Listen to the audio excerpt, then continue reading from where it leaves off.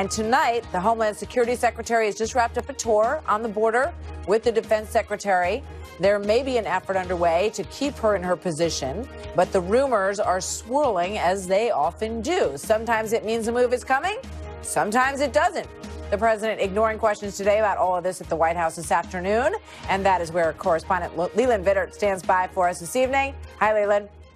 Hey, Martha, as you point out, oftentimes it is so difficult to tell which comes first, the rumors about somebody being on the chopping block or them actually being on the chopping block. Kirstjen Nielsen, though, clearly is on very much shaky ground tonight. President Trump speaking to the Daily Caller in an interview today. I will be making a decision on Homeland, meaning Homeland Security Secretary, shortly. I have not made decisions yet. I will be making changes on various things. It's widely understood that the president is less than happy with how she is dealing with the caravan. The question remains over how long Chief of Staff John Kelly will remain in his post. Kelly and Nielsen are very close. That same interview, when asked about Kelly, the president cryptically responded, always in an administration after the midterms, we make changes. The leading public contender to replace Kelly is Nick Ayers, who currently serves as the vice president's chief of staff.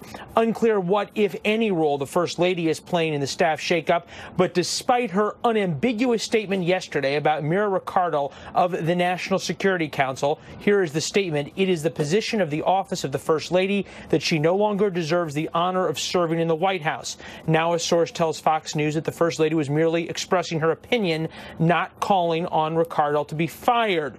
There was a reported falling out between the First Lady's office and Riccardo over Mrs. Trump's recent trip to Africa. The statement from the First Lady's office came out while Riccardo's boss, National Security Advisor John Bolton, was out of the country, adding to the chaos of such an unprecedented statement from the East Wing. From the West Wing this evening, in the past 45 minutes, Mira Riccardo will continue to support the president as she departs the White House to transition to a new role within the administration. Martha, unclear what that role is going to be. If this has you wondering whose job at the White House is safe, you are not alone among those even who work in the West Wing. Leland, thank you very much. So joining now by R.A. Fleischer, former White House press secretary under President George W. Bush, Jason Chaffetz, former House Oversight Committee chairman, and Jessica Tarlov, director of research at Bustle.com, all are Fox News contributors. R.A., let me start with you. You have worked in the West Wing. What do you read here in these tea leaves? Well, let me make 2 points. Number one, most Americans don't know the names of anybody who works at the White House other than the president and the vice president, and they don't care. They just care about the decisions that are made. Second point, this is one chaotic White House. And I have never in my life, as much as I've gotten used to the chaos of the Trump White House, seen a first lady have to go public and issue a statement. I'm just stunned that this wasn't handled privately, that it reached the boiling point where she felt the need to go out and issue something publicly. Yeah, but she's far from the first lady, from the first lady, Ari, who has expressed her displeasure. Hillary fired the entire travel team, and there are other examples. But she just did it, and it was not. She put out a press statement urging for it to be done, and that backfired on Hillary. My point is here: first ladies have tremendous power. They have the power of talking to the president, and then the president makes that power felt. In this instance, I don't know why she had to go public. It tells me she went to the president, he didn't do it, and yet she still had to go public. That's chaotic. Jason? Well, look, I'm with the First Lady on this one. It's rare to none that the First Lady says much of anything, and it must have been awfully bad. I think it also is very telling that this comes roughly a month after she took this trip into Africa, and it may be more about the aftermath. I mean, they may be squabbling about a seat on an airplane was one of the reports, but how that went down and what did and did not happen, if somebody wasn't truthful, if somebody was maybe exaggerating what happened or changing their story, you very quickly in a small office like the West Wing, you start to understand that maybe that gets under the skin of somebody. So I think Melania Trump, I think she has earned the trust of so many of us because she does speak so infrequently. To make this hard stand and make such a statement is very compelling. And I think it's probably best that they separate and go different ways. It sounds from some of these reports, Jessica, like she may have been speaking for other people as well. There were reports that this woman, Mira, was, sort of bullying people, talking down to them. And as Leland rightly pointed out in his intro here, sometimes there are stories that get out there because other people want other people to be fired. So they start saying nasty things about them. And, time will tell. Absolutely. We certainly know about leaking in this White House for a certain purpose. And to Jason's point, we don't really know what happened aboard that flight or on that 2-week trip. But obviously, the First Lady was extremely displeased with her interactions with this woman. Bloomberg is also reporting this evening that she had a bad reputation for being inflexible within the West Wing. And when you think about how chaotic and kind of fly by the seat of their pants this administration is, her kind of more George Bush type approach to working in the West Wing, that's where she came from originally, a few years back with Ari, I guess, might not have fit in with the vibe of this White House generally, and not just been a problem that Melania had with her. I want to play a soundbite from my interview a couple weeks ago with Christian Nielsen. Watch this. Ambassador Bolton has a big job to do. He and I work very closely together. So you don't think that John Bolton is in the president's ear saying, we're not tough enough on the border, you got to make a change at Homeland? I do not think he is, no.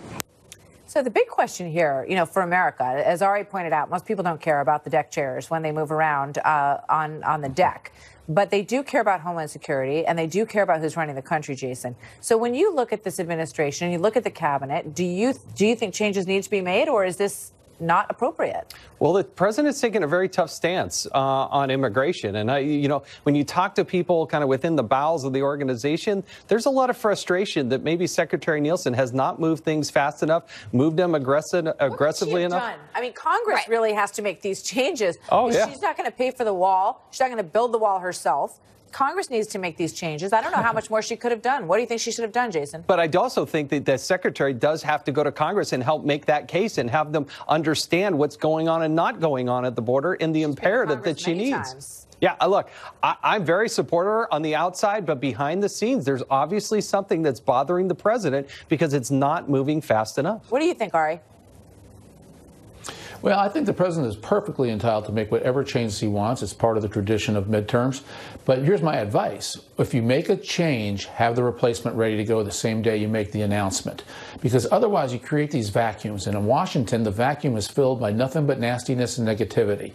But if you announce X is out, Y is in, you've now created a debate over the qualifications of Y. Typically, that's a stronger, better debate for you to be involved in. So make whatever moves you want to make, but then have those names ready to roll same day. Yeah, great point. And everybody obviously knows that they serve at the pleasure of the president. And it's my experience that when you watch these changes happen, it's a big dust up for about 24 hours, and then everybody gets used to the new person, and that person steps in front of the microphone, and everyone accepts that person as the new one that they are hearing from, Jessica. And yet I hear, all across many other media outlets, every third day pretty much, that there is complete meltdown, that the White House is melting down, that it's practically not functioning, and yet it seems to go on. It does seem to go on, but that might just be in meltdown mode, and they might be really good at handling it. To your question that you posed to Jason about what else she could have done, I think that the president has not enjoyed some of her media appearances, like with our own Chris Wallace, where he really pressured her about the caravan, talking about the women and the babies who are in there, and the president's language that these are MS-13 members, gang members, they're drug trafficking, they're bringing an infestation, et cetera. She also struggled during the family separation policy, not her first outing, but when she had to come out again and face the press on this issue. He apparently refers to her as Bushy. He has problems with members of the George W. Bush administration. And I think that he might be looking at someone like a Chris Kovach, if I'm pronouncing that properly, from Kansas, who didn't win his race, someone that's a hardliner on immigration who also shares his point of view about voter fraud, which has been debunked.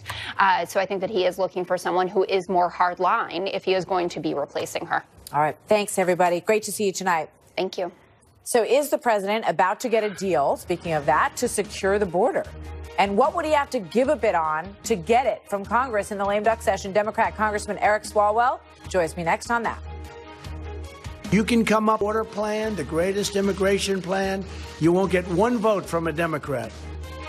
that it could be reviewed by a court panel. Now, as it relates to border security, yes, I want to make sure our border is secure, and we've got a lot of technologies we could deploy, but a physical 2,000-mile wall to the tune of $20 to $40 billion, I don't think is the way to do it. And of course, we want to make sure that there's immediate relief for families who've lost their homes to this devastating fire, and that we smartly rebuild out of it. Do you think that that could possibly get done in the lame duck Congress before the end of the year? Yes. We're going into these negotiations with an open mind and wanting to collaborate where we can. Okay. Getting back to the Matt Whitaker question, you said that you felt that he had been hired as an assassin to kill the Russia investigation. What evidence do you have of that? Well, there was a Vox story that the president and Matt Whitaker have been. Vox, V-O-X. Yes, I'm familiar. Vox story that Matt Whitaker and the president have been plotting for months to take over this probe. Matt Whitaker has prejudged the Mueller investigation throughout the last 2 years. And so, again, we want to make sure that he recuses himself and that Bob Mueller treats the president like any suspect, and that politics does not play in this investigation. All right. So, but I mean, today the Department of Justice came forward and said that they believe that the president's appointment of Whitaker as the acting attorney general is legal, and they wrote a 20-page document supporting that it's legal. So if you had the assurances that Matt Whitaker, who has said that, you know, he has every intention to carry out his job in a respectful way with the rule of law, you know, are you open to having that assurance and feeling and being confident that the man is speaking the truth? So, Martha, I want to separate the opinion you just referenced, because that speaks to his appointment, not whether he has to recuse. If the ethics department at DOJ says that they see no need to recuse, I'm going to respect the rule of law, just as I asked the president to. But I don't think any ethics lawyer can look at his prior statements, his connection to witnesses in this case, and believe that he doesn't have a conflict of interest or a perceived conflict, which the law says is just the same. Yeah, I mean, you sound open now, but before you said that he was hired as an assassin to take out the Russia investigation. So it doesn't sound like that you're that open on that. But I'm pretty confident that the same ethics team that said Jeff Sessions had a conflict is going to say, because of all of the evidence concerning Whitaker, that he has a conflict. So we will see. Maybe we'll see. I want to pull up a tweet that you put out with regard to your coming work. Too much of my Twitter feed. Yeah, well, you know, we're doing our homework on Intel and Judiciary. You say that you are not going to. You said earlier you're not going to chase every ball when it comes to the investigations. But you said this as well. The days of presidential immunity are over, gone. No more free passes to catch in on the access to the Oval Office. No more colluding with Russia. And we'll see if you're a tax cheat. America is putting a balance of power on your abuses of power. Welcome to democracy, you wrote. That sounds like you're pretty much chasing every ball. Oh, no, there's a lot of balls that under any other administration that you would love to chase, like the president's son-in-law and his security clearance issues. A lot of the issues around the president and foreign entanglements he has. But what we do, we should prioritize as to what's most important to the American people. If the president is making foreign policy and national security decisions because of financial interests that he has with Saudi Arabia or Russia, that has to be a priority. And his tax returns. That's all part of the Mueller investigation. You guys going to double up on all that and spend your time and your money doing that again when they've been doing it for 2 years? So, Martha, Mueller can only speak through indictments, and indictments have to prove something beyond a reasonable doubt. Right. Well, he's going to present a report, and then the Justice Department will decide whether or not they're going to pursue it. But I'm asking you a question. Are you going to double up your time and the country's money on the same stuff that's being investigated for the past 2 years? No, and we shouldn't do that. All right. What is your priority in terms of legislation, in terms of what you think the Democrats and Republicans can come together and get done for the American people? Because I think that the American peoples have limited patience on the other stuff that you're talking about here. Many of our priorities are the president's spoken priorities. $1 trillion infrastructure plan, passing the DREAM Act, passing background checks, prescription drug reform. He has said that he supports all of those. A Republican Congress has refused to bring that forward. He's going to see us bring that forward, and hopefully it builds momentum in the Senate. I think the American people would love to see stuff get done. So we will see how that goes and how much focus is on investigation and how much focus is on the business of the American people. Thank you very much. Of course. Good to see you tonight. You too. Thank you, Martha. Congressman. Coming up next, it's time for El Chapo to get his day in court on charges of drug crimes, murder, and torture. What we are now learning, Lords, is just a few miles from here on trial in Brooklyn. The man named Public Enemy #1 broke out of prison on a motorcycle. See him go down there in a tunnel about a mile long. His freedom was short-lived, though, and now mountains of evidence were rolled into the courtroom today as he faces 17 counts, including drug trafficking, murder, and torture. Even with unprecedented security measures in place, the lawyers, the jurors, even the judge are in fear for their lives. Trace Gallagher with the backstory for us tonight from L.A. Hi, Trace. Hi, Martha. 2 days into what could be a 4-month trial, and prosecutors are laying the groundwork for extensive audio and video evidence along with dozens of cooperating witnesses. The federal government plans to paint El Chapo as the leader of the feared and infamous Sinaloa drug cartel, which spanned continents and triggered waves of bloodshed, murdering enemies and family members alike. El Chapo is said to have armed his men with assault rifles, while he himself carried a gold-plated AK-47 and a diamond-encrusted handgun. But the defense says Joaquin El Chapo Guzman was the leader of nothing, that his reputation as a drug kingpin is a myth, an urban legend, pointing out that even with Guzman in prison, cocaine continues flooding into the U.S. at impressive levels. For now, the defense is saying very little publicly. Watch. I really don't want to run afoul of any of the court orders. I respect the judge, and I don't want anybody to think that I'm not following the rules. I'm a rule follower. Yeah. Attorneys on both sides and the anonymous jurors are getting armed escorts to and from the courthouse, a building that has become a fortress, including heavily armed federal marshals, bomb-sniffing dogs, and 2 separate security clearances to get inside the court. No surprise, considering El Chapo has proven to be a man with great resources, famous for his elaborate prison escapes. In 2001, while serving a 20-year sentence in Mexico, El Chapo broke out of a prison by hiding in a laundry cart. He was recaptured in 2014, only to escape again in 2015 through a hole in his cell that led to that mile-long tunnel you referred to. It just happened to have a motorcycle waiting. Experts say the tunnel took at least a year to build and clearly had inside help, a benefit of having a $14 billion empire. El Chapo was extradited from Mexico nearly 2 years ago. And finally, we should note that 2 days in, 1 juror is out because of too much stress. Oh. Martha. All right. It's going to be a stress. Very stressful. Thank you very much, Trace. So coming up, Kim K and Kanye went to the White House. What do you want this meeting to lead to in terms of president? Honestly, from our standpoint, this was just set up to be a lunch of 2 people that I like, and I guess they like me. But now it looks like it may be more than just lunch. Legislation I'm supporting today contains many significant reforms, including the following. First, it will provide new incentives for low-risk inmates to learn the skills they need to find employment. Second, this legislation will allow federal inmates to be placed closer to their home communities in order to help facilitate family visitation. Today's announcement shows that true bipartisanship is possible. And maybe it'll be thriving if we're going to get something done. President Trump tonight making a push for criminal justice reform, backing a bipartisan bill that has already passed the House, and the president hopes that it will get through the Senate, although it may face some headwinds. His son-in-law, Jared Kushner, has championed this bill and brought celebrities to the Oval Office to raise its profile, meeting with Kim Kardashian, who campaigned to free Alice Johnson, and her husband, Kanye West, there to talk about Chicago crime and also reform. I'm joined now by Kelly Paul, wife of Senator Rand Paul, who was on the Hill today for the push for the passage, and has been a big driver in this. Kelly, welcome. Good to have you here tonight. Thanks, Martha. Thanks so much for having me. So, explain first of all what this bill would do, because at one point when the president was talking, he said that it would, make it easier for some offenders to get out a little bit sooner. He also said it would make it tougher, the law is tougher on people who are committing more serious crimes.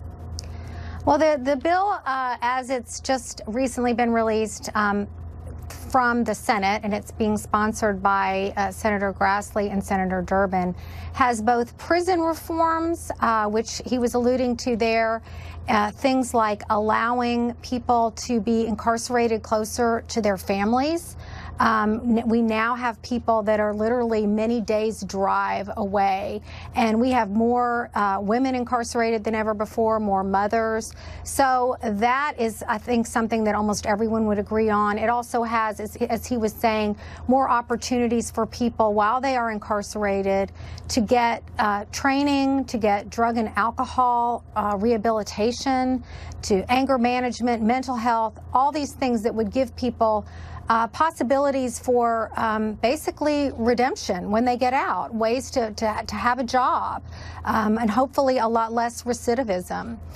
In terms of the sentencing reforms, they're looking at some of the, really frankly draconian mandatory minimums that were in that 94 crime bill. They're not taking those away, but they are giving judges some discretion on some of those in terms of the types of enhancements they put on those mandatory minimums. Because as we have seen, you've had situations where people like Alice Johnson, I mean, oh my goodness, she was a first-time offender.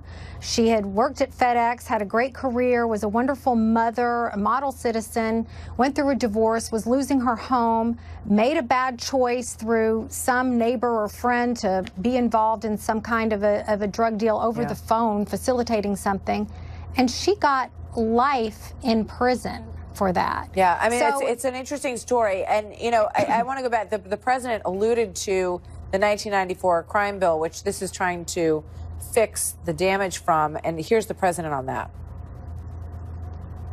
Among other changes, it rolls back some of the provisions of the Clinton crime law that disproportionately harmed the African American community. And you all saw that, and you all know that. Everybody in this room knows that. It was very disproportionate and very unfair. And now I want to just also play Lindsey Graham here on the issue of sentencing reform. This is obviously something that some of these Republican senators and members of Congress feel is a possible bipartisan win for them if they can also get this through the Senate. Here's Lindsey Graham. If we could pass it, it would be huge. There are thousands of African American and Hispanic males in jail under 3 strikes you're out for 30 and 40 years for nonviolent offenses. So the goal is to give people who are been sentenced under the old system a chance to get out of jail and go back to work and make sure that the bed spaces are for those who really are violent criminals. But there are some, obviously, who have spoken out against this. Jeff Sessions is among them. And Mitch McConnell hasn't spoken out against it, but he's not sure that it's going to be a priority in the lame duck session in terms of the time that they have left. He said, we don't have a lot of time left. The first step is to finalize what the proponents actually are for, and then we'll float it and we'll whip the vote and we'll see whether or not we can get to it. What's your reaction to that? Well, I'm still very, very hopeful. I've been here on the Hill. I've been talking to Republican senators all day long, trying to really focus their attention. The bill has just been released, so most of them have not had a chance to read it yet. The fact that the Fraternal Order of Police has endorsed this bill, the Sheriff's Association, we have a whole host of law enforcement groups that are behind this bill because it makes our system more effective. We do need to free up bed space for people who are truly violent and who are truly a danger. And we have so many people now that are caught up in these low-level, non-violent offenses that are literally serving decades of time. And I think we've all sort of evolved in terms of understanding addiction more, understanding drug abuse as, a mental health issue, a social issue. And for many of these offenders, they would be better served in, a treatment and recovery programs as opposed to being tossed in jail. Kelly Paul, thank you very much. I'm sure you have one vote that you know of on the Senate floor. And your husband, I would imagine, is he for this? I'm assuming. Yes, Rand has been working on these issues since he was elected in 2010. Yeah, he was in the office there today. He partnered with Cory Booker and Kamala Harris on some different bills. This is something that he's been passionate about since he was elected.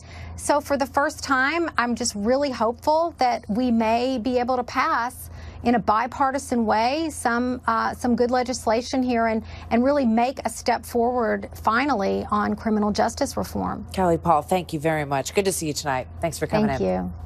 So coming up, Amazon's smart speaker, the Echo, may have been listening and recording during a brutal murder.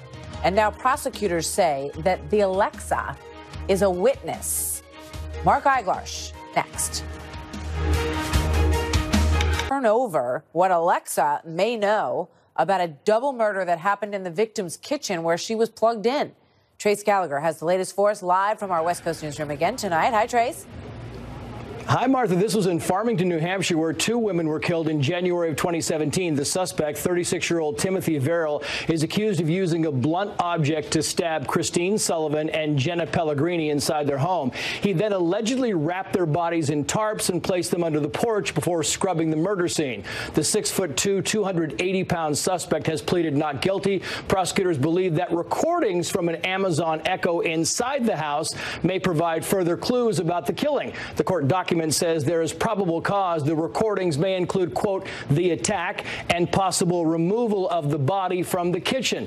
Police seized the Echo device when they secured the crime scene, but all of the recordings are stored on Amazon servers. So now a New Hampshire judge has ordered Amazon to turn over 2 days of recordings along with any information about cell phones that may have been linked to the smart speaker during that time period. Initially, Amazon pushed back, releasing a statement saying, quote, Amazon will not release customer information without a valid and binding legal demand properly served on us. Amazon objects to overboard or otherwise inappropriate demands as a matter of course. But because New Hampshire doesn't provide electronic access to court records, it remains unclear if the search warrant on Amazon has been served or if Amazon complied. We can tell you a few years ago, Amazon was also asked to turn over data from an Echo device found at a murder scene in Arkansas. After first refusing, the company later agreed. But experts say it's a fine line because tech companies want their smart speakers to be helpful assistants, not unwanted snoops. Martha. Trace, thank you very much. Here now with more, criminal defense attorney Mark Eiglarsh, who also authors the blog speaktomark.com, which kind of sounds like speaktoalexa.com. But, you know, I'm fascinated by this, Mark, because these devices are on in so many homes across America now. And Amazon downloads the information and uses it for advertising purposes. So they have these recordings of what's been said. Talk to me about the prosecutor's desire to have this one and to have the information uploaded for them. I get their desire to want to get it. They need to prove a brutal double homicide case. The problem is the argument that Amazon's making is, well, it's overbroad, it's invasive, it's a violation of privacy. They're on a fishing expedition. And if I'm making the argument on behalf of Amazon, which I'm not, but if I was, I'd say the only time that the recordings kick on is when you say the wake word, Alexa. So what leads prosecutors to believe that at any point the alleged murderer said, Alexa, and then said maybe things like, how do you get rid of bloodstains? How do you dispose of bodies? Why do they believe that the recordings will provide evidence to prove this double homicide case? But, I mean, Mark, sometimes it does kick on without saying clearly that word, Alexa, or whatever you've named it. The difference is that how is this different than asking for phone records or asking for anything else that could have been relevant? You know, if the phone, you know, I mean, there's a million scenarios that you could go through that I think would point to the idea that if it picked up anything, he's pled not guilty. If this picked up anything that could incriminate him, then that's information that the jury really should have, no? Absolutely.